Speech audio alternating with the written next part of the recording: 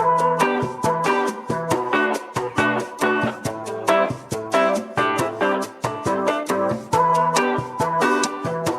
Students, welcome back to the camp. और आज हम कंटिन्यू करेंगे क्लास 10th का science chapter 3 metals and non metals. और आज हम टॉपिक लेने वाले हैं how do metals and non metals react with each other. जब हम मेटल्स एंड नॉन मेटल्स को आपस में रिएक्ट करने की बात करते हैं, उससे पहले ये समझना ज़रूरी है कि metals and non metals after all एक दूसरे के साथ रिएक्ट करेंगे क्यों। तो याद कीजिए क्लास 9th का एक टॉपिक जहाँ पर हमने ये समझाया था कि वो एलिमेंट्स जिनके ऑक्टेट कंप्लीट नहीं होते हैं, यानी इनकम्प्लीट ऑक्टेट होते हैं, यानी आउटर मोस्ट शेल में there are less number of electrons as compare to the maximum number of electrons that can be filled up in the octet. तो वो वाले एलिमेंट्स, या वो चाहे मेटल्स हैं या नॉन मेटल्स हैं, they only undergo a chemical reaction and form molecules और कंपाउंड्स। मॉलिक्यूल्स दो तरीके के होते हैं, एलिमेंट्स या फिर कंपाउंड्स। तो यानी अगर हम बात करेंगे कि मेटल्स एंड नॉन मेटल्स को रिएक्ट करने की, तो सबसे पहले if you see in your book also you just recall about the electronic configuration of elements. Electronic configuration of elements के बारे में हमने पढ़ा था कि इसमें हम जितने भी इलेक्ट्रॉन्स होते हैं उसको अरेंज करते हैं इन डिफरेंट शेल्स। शेल्स याद होगा आपको, K shell, L shell, M shell, N shell and so on. ठीक है, अगर इलेक्ट्रॉनिक कन्फिग्रेशन आपका इस तरीके से आया कि आउटर मोस्ट शेल कंप्लीट नहीं है, तो वो elements they will undergo bond formation. ठीक है, जैसे आपको याद होगा कि अगर आप के शेल की बात करें, व्हेन वी टॉक अबाउट के शेल, तो इसमें the number of electrons for k shell we say that n equals to 1, और number of electrons के लिए एक आपका फॉर्मूला होता है that is 2n square। तो यानी k shell में मैक्सिमम नंबर ऑफ इलेक्ट्रॉन्स आप फिल इन कर सकते हो 2 into 1 का square, that is maximum 2 electrons. उसी तरीके से एल शेल की बात करें तो इसके लिए होता है n equals to 2। That means L shell में नंबर ऑफ इलेक्ट्रॉन्स कितने आप डाल सकते हैं, number of electrons that is equal to 2n square and this is 2 का होल स्क्वायर दैट इज 8। तो इसीलिए हम एल शेल में 8 इलेक्ट्रॉन्स, यानी इसके लिए हम कहते हैं ऑक्टेट फिल इन होना। ठीक है, ऐसी एल शेल के अलावा हम एम शेल भी पढ़ते हैं। इसमें एम शेल की बात करें तो एम शेल में भी हम लोग यही बात करते हैं कि अगर एम शेल के लिए you know that n equals to 3, तो 3 है तो n इक्वल्स टू 3 में आपका नंबर ऑफ इलेक्ट्रॉन्स कितना हुआ, 2n स्क्वायर के हिसाब से। 3 is 3 3s are 9 and 2 9s are 18।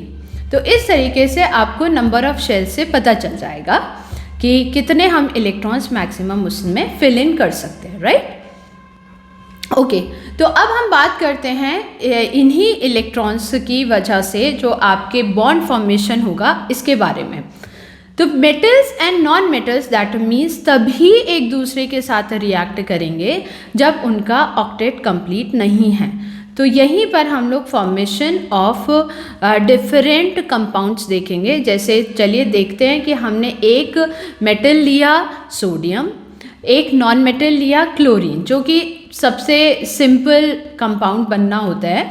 तो let us take and if you see the electronic configuration, ये टेबल भी रेफ़र करनी ज़रूरी है।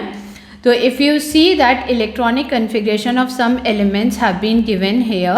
अच्छा, यहाँ पे एक चीज़ और आपको याद दिलाती हूँ कि आप जब भी ये इलेक्ट्रॉनिक कन्फिग्रेशन करेंगे वो तभी कर पाएंगे जब आपको एटॉमिक नंबर पता होगा। तो आपको 1 to 20 तक आपको एटॉमिक नंबर पता होना चाहिए और ये याद होना चाहिए। तो इसका इस तरीके से आपको बार बार प्रैक्टिस करनी चाहिए। जैसे मैं आपको लिखकर भी दिखाती हूँ, जैसे तो इस तरीके से आप अगर एक ये आप कोई भी तरीका अपना सकते हैं। जैसे हम लोग को याद है तो हाइड्रोजन का जैसे 1 होता है एटॉमिक नंबर और हीलियम का 2 होता है, तो this is how we do. तो इसको हम इस पे एक बार इस पे कर लेते हैं। I show you on my black board. Okay, if you see here hydrogen, helium, lithium, beryllium, boron, carbon, nitrogen, oxygen, fluorine, neon, sodium, magnesium, aluminium, silicon, phosphorus, silver, chlorine, argon and potassium, then calcium. These all should be known to you. So atomic number of hydrogen is 1, helium is 2, lithium is 3, beryllium is 4, boron is 5, carbon 6, nitrogen 7, oxygen 8, fluorine 9 and neon 10, right? Sodium 11, magnesium is 12, aluminium 13, silicon 14, phosphorus 15, then sulfur is 16, chlorine 17, argon 18, potassium 19 and calcium 20. अब आपको ये देखना है, चलिए मैंने आपसे कहा था कि एक सिंपलेस्ट हम कंपाउंड बनाते हैं। मेटल में से हमने सोडियम ले लिया, तो सोडियम का एटॉमिक नंबर अगर आपका 11 है तो what is the electronic configuration of sodium? Electronic configuration में हम इस नंबर ऑफ इलेक्ट्रॉन्स को अरेंज करते हैं शेल्स के हिसाब से, राइट? तो इलेक्ट्रॉनिक कन्फिग्रेशन लिख रहे हैं KLM। तो सोडियम के 2 इलेक्ट्रॉन्स मैक्सिमम आ सकते हैं K शेल में, 8 इलेक्ट्रॉन्स आए L शेल में, इससे ज़्यादा नहीं आएंगे। Then still 1 electron is left, तो वो M शेल में जाएगा। यानी अगर हम सोडियम को ऑक्टेट कंप्लीट वाली बात करते हैं तो M शेल में भी आउटर मोस्ट शेल में 8 इलेक्ट्रॉन्स हो सकते हैं, लेकिन अगर इसको 8 इलेक्ट्रॉन्स कंप्लीट करने हैं तो यानी 7 इलेक्ट्रॉन्स और चाहिए। तो ये तो इतना फीजिबल है नहीं। What else can be done कि सोडियम अपना ये 1 इलेक्ट्रॉन आउटर मोस्ट शेल का, दैट इज वैलेंस शेल का 1 इलेक्ट्रॉन दे दे, गिव अवे कर दे, तो इसके पास क्या रह जाएगा? K शेल और L शेल। अब आप देखेंगे कि सोडियम अपना 1 इलेक्ट्रॉन देने के बाद एक तरीके से कंप्लीट ऑक्टेट में आ जाएगा। तो ये एक बहुत बड़ी कैरेक्टरिस्टिक फीचर है इन एलिमेंट्स की कि इनमें ये टेंडेंसी देखी जाती है कि क्या उनको ये फीजिबल है कि वो इलेक्ट्रॉन दे सकें या ये फीजिबल है कि वो इलेक्ट्रॉन ले सकें। सोडियम को अगर अपना ऑक्टेट पूरा करना है तो उसको 7 इलेक्ट्रॉन्स लेने पड़ेंगे, लेकिन वो पॉसिबल नहीं है। इसलिए इससे ज़्यादा आसान है कि सोडियम अपना 1 इलेक्ट्रॉन आउटर मोस्ट शेल में से बाहर दे दे, किसी को भी डोनेट कर दे, मतलब वो लूज़ कर दे। वो लूज़ करने के बाद उसके पास K और L शेल फुल्ली फिल्ड बचा रहेगा। तो that makes the more feasible way. तो सोडियम इस तरीके से, sodium what can it form? Sodium जो है अपना 1 इलेक्ट्रॉन दे देगा, तो सोडियम आयन बनेगा। दैट इज जब उसने 1 इलेक्ट्रॉन दिया तो सोडियम आयन बना और इसने इधर 1 इलेक्ट्रॉन दे दिया। तो पहले इसका इलेक्ट्रॉनिक कन्फिगरेशन था 2, 8 और 1। अब इसका इलेक्ट्रॉनिक कन्फिगरेशन हो गया 2 और 8। तो that means this is more stable, right? उसी तरीके से अब अगर हम क्लोरीन को देखें, ये मैं इसलिए करा रही हूँ क्योंकि आपकी बुक में ये सबसे कॉमन एग्जाम्पल दिया हुआ है। तो अब अगर हम क्लोरीन का देखें तो क्लोरीन का एटॉमिक नंबर इज़ 17। इसीलिए मैं आपको बता रही हूँ कि आपको एटॉमिक नंबर टिल 20 याद रखने पड़ेंगे और दैट इज़ एक्सपेक्टेड ऑल्सो। तो क्लोरीन का अगर हम 17 इसका एटॉमिक नंबर है, तो what can be done is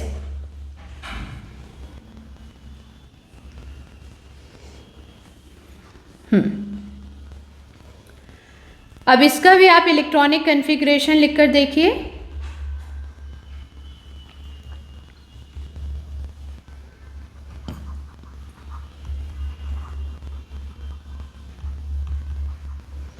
तो क्लोरीन का इलेक्ट्रॉनिक कन्फिग्रेशन हुआ KLM, तो इसमें आएंगे 2 इलेक्ट्रॉन्स, 8 इलेक्ट्रॉन्स, 7 इलेक्ट्रॉन्स, राइट। तो दैट मीन्स क्लोरीन को सिर्फ और सिर्फ एक इलेक्ट्रॉन चाहिए to become to fulfil its octet, मतलब टू कंप्लीट इट्स ऑक्टेट, ठीक है ना। तो कितना आसान है। अगर हम अभी देखें कि क्लोरीन के पास एक इलेक्ट्रॉन आ जाए तो what will happen, it will form chlorine anion, है ना। तो इसका पहले इलेक्ट्रॉनिक कन्फिग्रेशन था 287, लेकिन एक इलेक्ट्रॉन लेने के बाद देखिए उसका भी ऑक्टेट कंप्लीट हो गया 2,8,8। अब अगर आपको ये डाउट है कि कैसे आपका पहले वाले केस में तो ये सोडियम में पॉजिटिव आयन था, लेकिन दूसरे केस में क्लोरीन में नेगेटिव आयन है, क्यों हम ये पॉजिटिव और नेगेटिव चार्ज लिखते हैं। ये पॉजिटिव और नेगेटिव चार्ज भी इस बात से डिसाइड होता है कि आप जो एलिमेंट है उसने इलेक्ट्रॉन लिया है कि उसने इलेक्ट्रॉन दिया है, ठीक है ना। फॉर एग्जाम्पल अगर हम ये कहते हैं कि सोडियम ने जब इलेक्ट्रॉन एक दे दिया और सोडियम आयन बनाना है, तो जब उसने इलेक्ट्रॉन दे दिया व्हाट यू सी कि यहाँ पर 11 इलेक्ट्रॉन्स थे, राइट। यहाँ पे 11 इलेक्ट्रॉन्स थे और 11 प्रोटॉन्स भी थे, ठीक है ना, क्योंकि जितना जो एटॉमिक नंबर है, atomic number decides the number of protons, और जितने नंबर ऑफ प्रोटॉन्स होते हैं उतने ही नंबर ऑफ इलेक्ट्रॉन्स भी होते हैं। तो सोडियम में नंबर ऑफ इलेक्ट्रॉन्स भी 11 है, प्रोटॉन्स भी 11 है। लेकिन जब हमने सोडियम का एक आयन, एक इलेक्ट्रॉन दे दिया, निकाल दिया, तो यहाँ पे कितने इलेक्ट्रॉन्स बचे, 10 इलेक्ट्रॉन्स बचे, लेकिन प्रोटॉन्स तो अभी भी 11 है, right. And you know that protons are positively charged, right, positively charged. तो अगर प्रोटॉन्स पर पॉजिटिव चार्ज है तो Na में से जब हमने एक इलेक्ट्रॉन निकाल दिया तो नेट चार्ज Na आयन पर कितना रह गया, उसके पास 11 प्रोटॉन्स हैं, तो positive charge is 11 and negative charge is 10। तो नेट इलेक्ट्रॉन क्या हो गया आपके उसके पास, मतलब नेट चार्ज क्या हो गया, उसके पास 1 पॉजिटिव चार्ज आया। तो वही हम यहाँ पर इसको रिप्रेजेंट करते हैं, 1 पॉजिटिव चार्ज।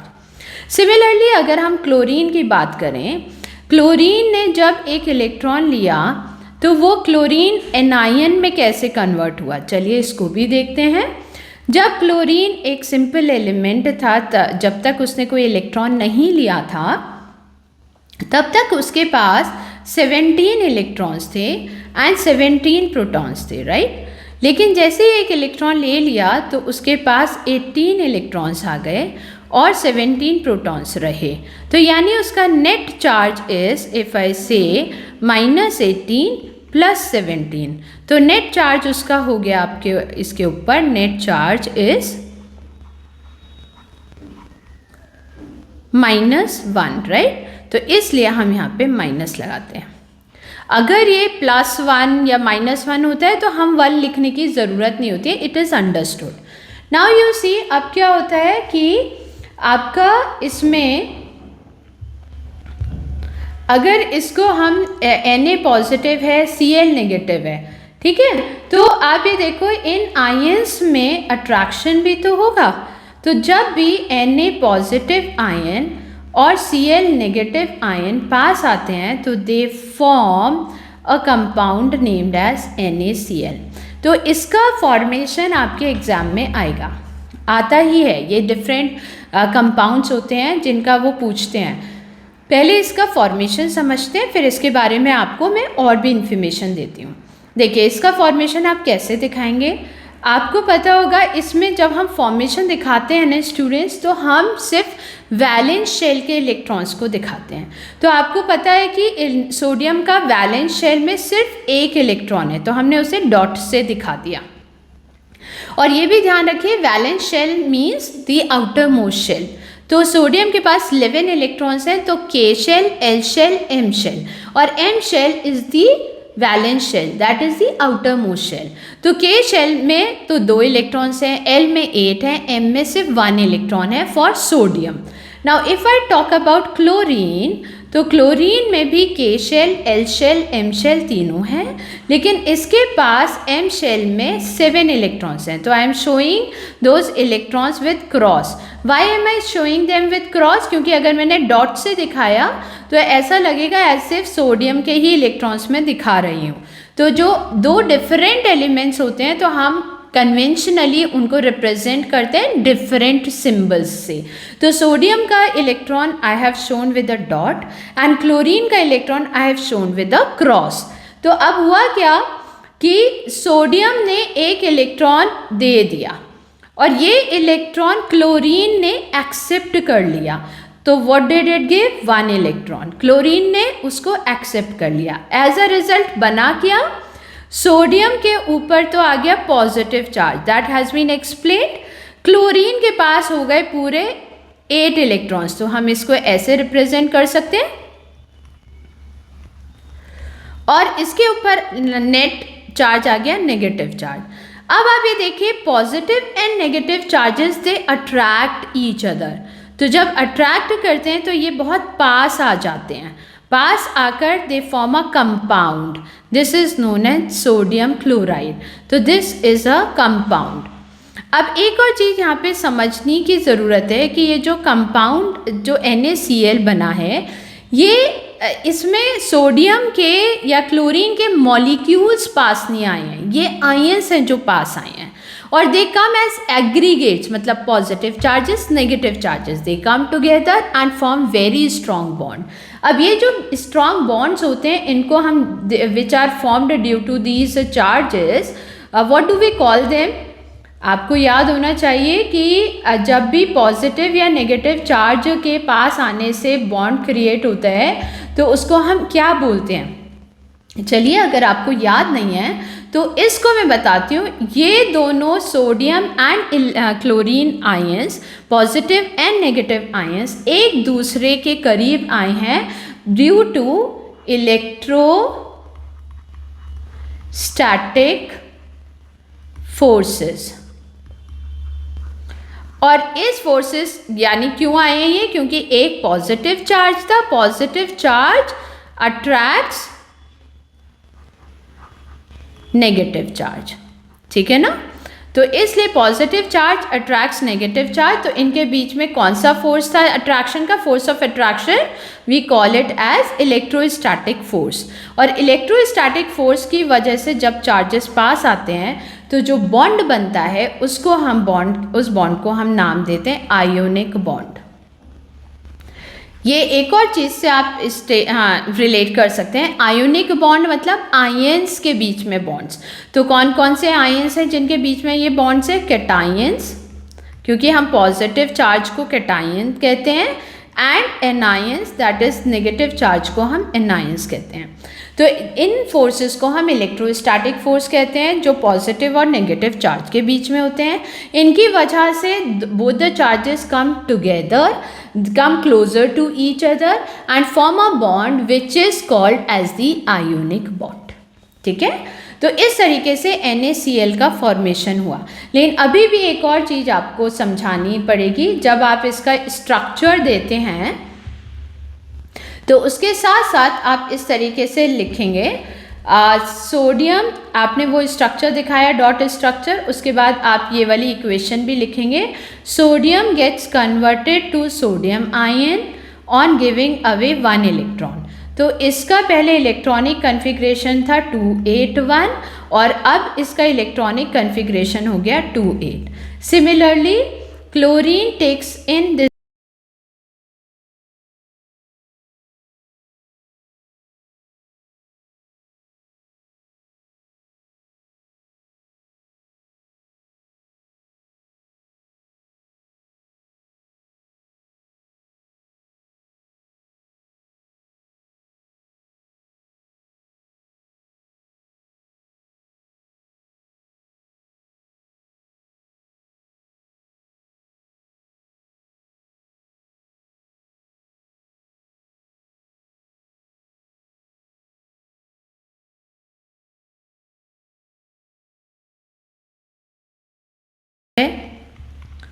और क्लोरीन के ऊपर नेगेटिव चार्ज आ गया।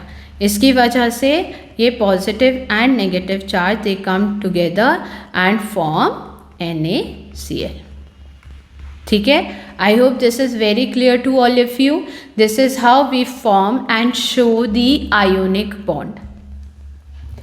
अब इसी में चलिए मैं एक और आपको एग्जाम्पल देती हूँ मैग्नीशियम क्लोराइड का। अच्छा, जब हमने मैग्नीशियम क्लोराइड कहा तो आपको ये भी याद रखना होगा कि मैग्नीशियम का एटॉमिक नंबर बता दीजिए। मैग्नीशियम का एटॉमिक नंबर होता है 12। ऐसे ही क्लोरीन का अब तो आपको याद हो गया होगा, एटॉमिक नंबर इज़ 17। तो अगर मैं इसका इलेक्ट्रॉनिक कन्फिग्रेशन लिखूं तो इसका इलेक्ट्रॉनिक कन्फिग्रेशन हो गया 282 और इसका इलेक्ट्रॉनिक कन्फिग्रेशन हो गया 287।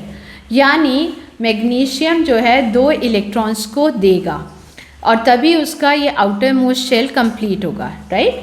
तो मतलब कंप्लीट इन द सेंस उसका ऑक्टेट वैलेंस शो करेगा।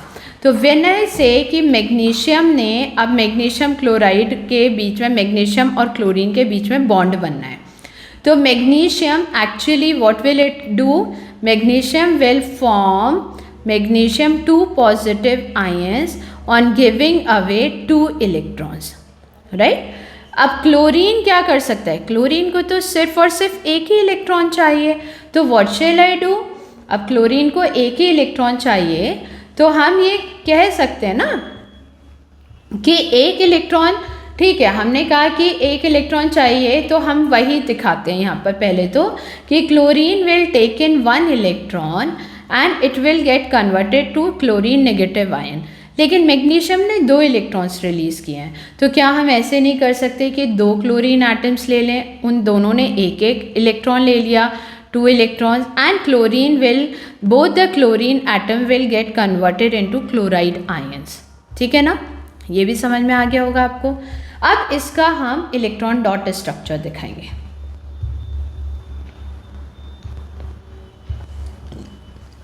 ठीक है, तो मैग्नीशियम के आउटर मोस्ट शेल में कितने इलेक्ट्रॉन्स थे, 2 इलेक्ट्रॉन्स थे, राइट, क्योंकि हमने अभी इलेक्ट्रॉनिक कन्फिग्रेशन लिखा। और क्लोरीन 2 एटम्स हैं हमारे पास, तो हमने 2 क्लोरीन एटम्स को ऐसे शो कर दिया। हर एक क्लोरीन एटम के पास आउटर मोस्ट शेल में 7 इलेक्ट्रॉन्स हैं, तो हमने उसको ऐसे शो कर दिया। ठीक है, 1 2 3 4 5 6 एंड 7। व्हाट हैपेंस, ये वाला इलेक्ट्रॉन यहाँ चला जाएगा, ये वाला इलेक्ट्रॉन यहाँ चला जाएगा। तो what type of structure will we get, magnesium के ऊपर 2 पॉजिटिव चार्ज आ गया। क्लोराइड एक क्लोरीन के ऊपर यहाँ पे आपने पूरा ये स्ट्रक्चर शो किया कि उसके पास पूरे 8 इलेक्ट्रॉन्स कंप्लीट हो गए, राइट। एंड सिमिलरली दूसरे क्लोरीन के ऊपर भी यहाँ पे आपका ये इलेक्ट्रॉन एक्सेप्ट किया उसने और यहाँ पे भी आपके 8 इलेक्ट्रॉन्स कंप्लीट हो गए। सो इस तरीके से आप देखें, इस पर एक नेगेटिव चार्ज आ गया, इस पर भी एक नेगेटिव चार्ज आ गया। अब यू कैन सी कि मैग्नीशियम पर 2 positive charge and you have actually 2 chloride ions with a negative charge. तो ये जो हम रिप्रेजेंट करते हैं इसका मतलब ये हो गया मैग्नीशियम ने 2 क्लोराइड आयंस को एक तरीके से एक एक इलेक्ट्रॉन देकर उसका ऑक्टेट फिल इन किया है, तो हम उसके सफिक्स में 2 लगा देते हैं बिकॉज मैग्नीशियम के 2 electrons have been taken up by 2 different chlorine atoms. तो इस तरीके से मैग्नीशियम क्लोराइड बना। I hope this is very clear to all of you, and this is how we reach the formation of ionic bonds in sodium chloride हमने देखा and also in magnesium chloride हमने देखा। ठीक है, अब हम इसी को वापस देखते हैं कि क्या चीज़ हमने कहाँ पर हम थे। तो हम कुछ यही पढ़ रहे थे, ये नोबल गैसेस के बारे में इन्होंने इलेक्ट्रॉनिक कन्फिग्रेशन लिखा हुआ है। देखिए नोबल गैसेस का इलेक्ट्रॉनिक कन्फिग्रेशन आप देखेंगे, ये फील्ड है 8 electrons in the noble gas. Helium में तो 2 ही इलेक्ट्रॉन्स होते हैं, नियॉन में आउटर मोस्ट शेल में 8 इलेक्ट्रॉन्स हैं, आर्गन में भी 8 इलेक्ट्रॉन्स हैं, राइट। तो इस तरीके से हमको इसका भी पता चल जाता है कि नोबल गैसेस क्यों नहीं रिएक्ट कर सकते।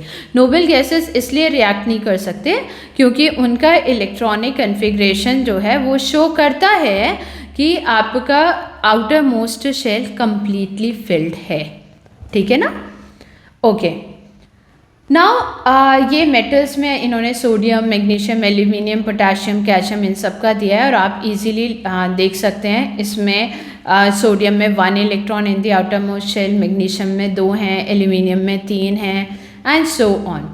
उसी तरीके से non metals nitrogen, oxygen, fluorine and this is what I have told you कि आपको 1 to 20 तक सारे एलिमेंट्स के एटॉमिक नंबर याद रखने पड़ेंगे और इन 1 to 20 में all the required metals and non metals आते हैं जो कि आपके सिलेबस क्लास 10th में पूछे जाते हैं।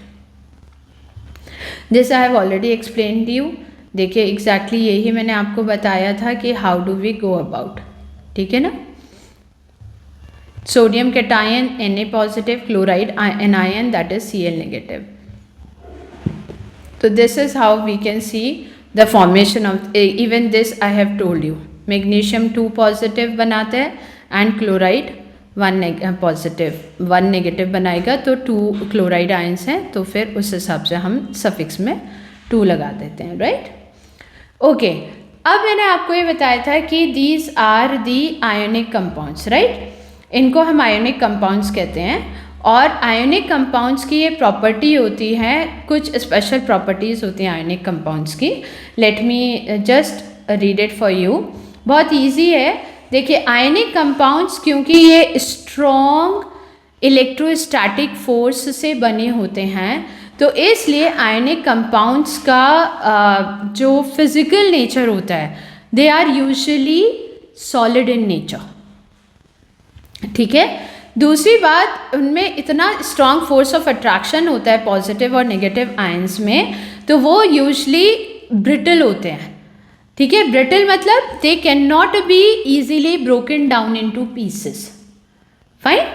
सो they are very brittle in nature, they can not be broken down into pieces when pressure is applied, मतलब बेसिकली वो कट नहीं हो पाते, तो whenever pressure is applied वो बहुत हार्ड प्रेशर लगता है और तब जाके वो दे ब्रेक अप, मतलब easily they can not be broken up into pieces और they can not be cut properly. इसीलिए हम ब्रिटल का मतलब यही होता है when something can not be cut like a smooth cut नहीं है उसमें, तो they are brittle in nature.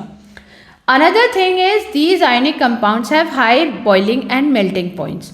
क्यों? क्योंकि ये फोर्स ऑफ अट्रैक्शन इनमें इनके पॉजिटिव एंड नेगेटिव चार्जेस में इतना स्ट्रॉन्ग होता है कि दे कैन नॉट बी, मतलब these forces can not be broken up easily.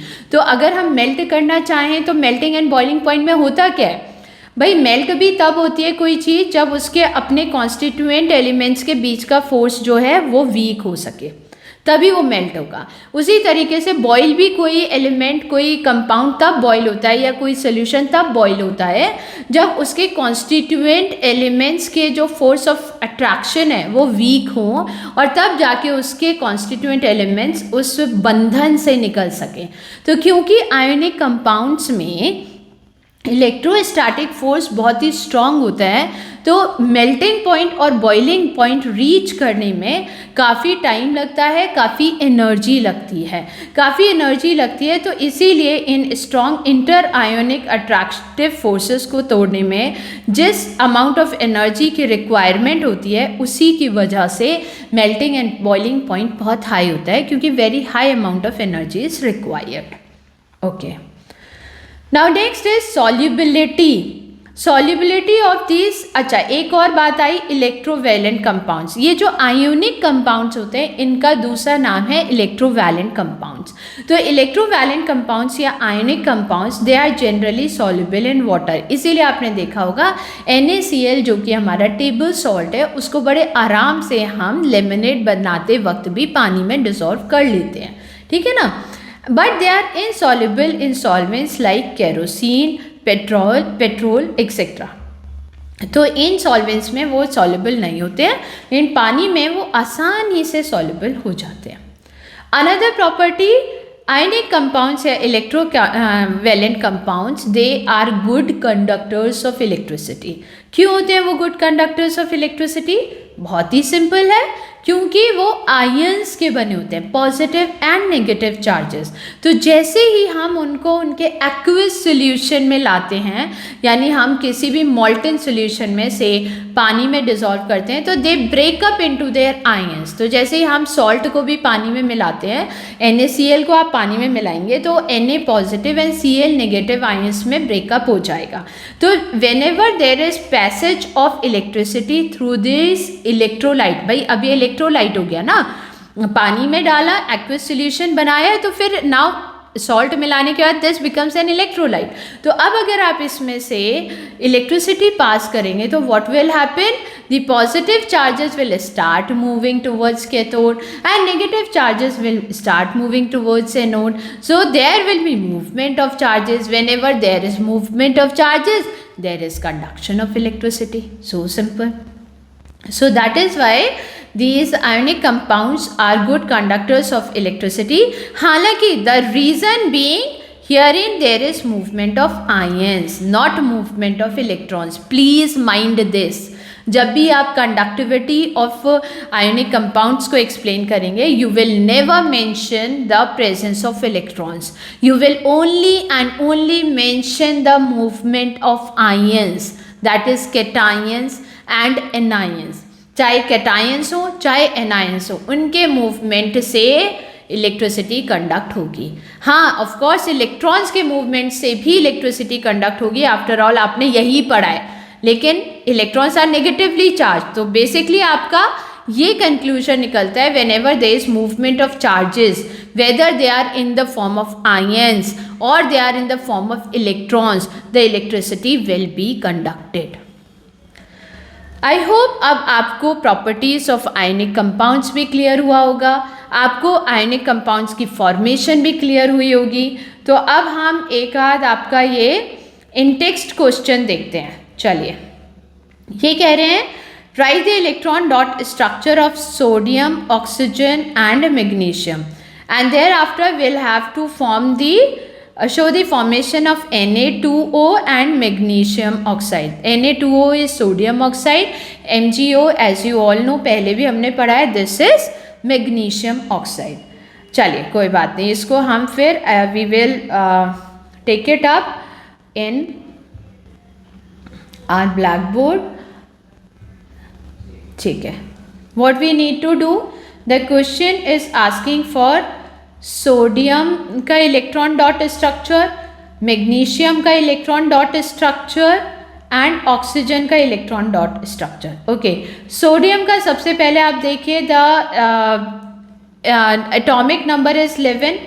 तो if I want to make electron dot structure, you remember, so electron dot structure क्या होता है, आपका बीच में ये न्यूक्लियस होता है, ठीक है, और आपका पहले इसका, चलिए यहाँ पे इलेक्ट्रॉनिक कन्फिग्रेशन ले लेते हैं। तो 281 है, right.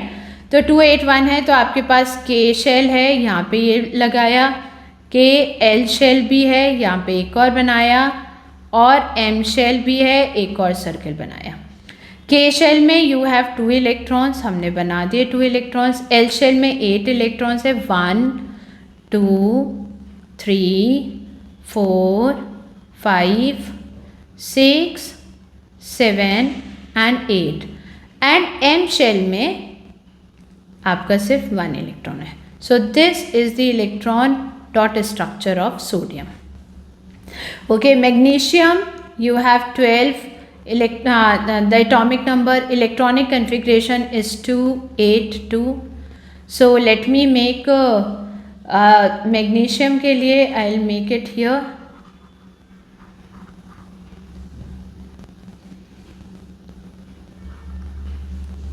This is for sodium, magnesium again, this is nucleus, this is K shell, L shell and then M shell. K shell में we have 2 electrons, L shell में we have 8, 1 2 3 4 5 6 7 and 8. and outermost shell are 2 electrons. Fine. Now oxygen we have, what is the atomic number? 8. So that means its electronic configuration is 2,6.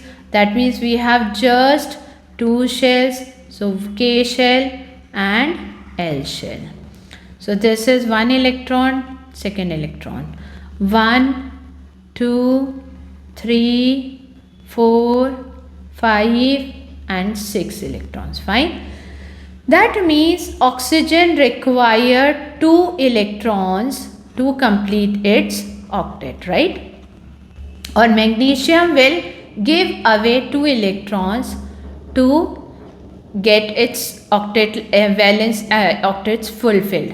Similarly, sodium will give away 1 electron to again have the octet in its outermost shell. ठीक है, fine. Now we are going to make sodium oxide and magnesium oxide. चलिए देखते हैं इसको कैसे बना सकते हैं. So ये जो मैंने आपका डॉट स्ट्रक्चर बनाया, ये तो आपके पहले वाले क्वेश्चन का आंसर था. अब आपको चाहिए सोडियम ऑक्साइड Na2O का स्ट्रक्चर. तो सोडियम का again I am writing it down. Sodium will form sodium positive ion by giving away 1 electron, right? And oxygen will actually require 2 electrons to form oxygen 2 negative, right? तो अगर oxygen को 2 electrons चाहिए तो यानी आपके 2 sodium atoms होने चाहिए. 2 sodium atoms से 2 सोडियम कैटायंस बनेंगे और 2 सोडियम कैटायंस मतलब 2 sodium atoms 2 different electrons release करेंगे और यही 2 इलेक्ट्रॉन्स ऑक्सीजन लेगा. तो let us see how we are going to form it. ठीक है, तो I am making it here. Say oxygen के पास how many electrons are there? Oxygen has just 6 electrons, right? तो ऐसा कर सकते हैं हम 1, 2, 3, 4, 5 and 6. Now sodium has 1 electron in its outermost shell. So this sodium will give 1 electron. Another sodium ion I am showing it here for clarity of the diagram. ठीक है, तो यहाँ से एक इलेक्ट्रॉन यहाँ चला गया. तो अब आपका क्या बन गया? देखिए सोडियम के 2 एटम्स हैं जो पॉजिटिव आयंस में कन्वर्ट हो गए एंड ऑक्सीजन एक है, उसने अपने सोडियम से दोनों सोडियम से एक एक इलेक्ट्रॉन ले लिया. ठीक है ना, तो ऑक्सीजन के ऊपर 2 नेगेटिव चार्ज आ गया. ठीक है, तो इस तरीके से what is formed?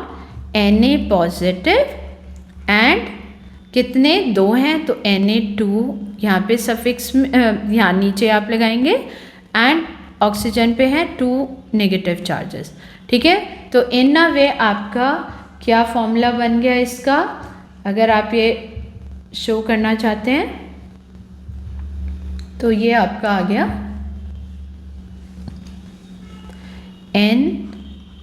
Na2O. I hope this is very clear to all of you. Similarly magnesium oxide को दिखाते हैं हम MgO. तो मैग्नीशियम का आपके पास कितने इलेक्ट्रॉन्स हैं? पहले तो मैग्नीशियम क्या करेगा? Magnesium will form magnesium 2 positive by giving away 2 electrons, right? And oxygen will take in 2 electrons and it will form oxygen 2 negative. तो ये तो बहुत सिंपल है, एक ही मैग्नीशियम एटम चाहिए आपको, एक ही ऑक्सीजन एटम चाहिए, राइट? तो इसको भी देखते हैं हम. Magnesium has 2 electrons and oxygen actually has 6 electrons in its outermost shell. What will happen? This electron will come to this atom and this electron will also come to this atom. So magnesium will, after giving away 2 electrons, it will form magnesium 2 positive ion and oxygen, after taking in 2 electrons, because it has taken in 2 electrons and has completed its octet, so it will become 2 negative. So that means magnesium 2 positive is attracted towards oxygen 2 negative, and it has simply formed a molecule or a compound that is known as magnesium oxide or MgO. So I hope this is very clear to all of you कि हम किस तरीके से ionic compounds को बनाते हैं, इनको कैसे हम क्रिएट करते हैं। और इसी के साथ हम आज का सेशन यहीं पर एंड करेंगे और नेक्स्ट सेशन में हम लेंगे आपका इसी चैप्टर का next part, that is occurrence of metals. Till then stay safe, keep studying और इसी तरह हमारे साथ बने रहिए। Thank you, good bye.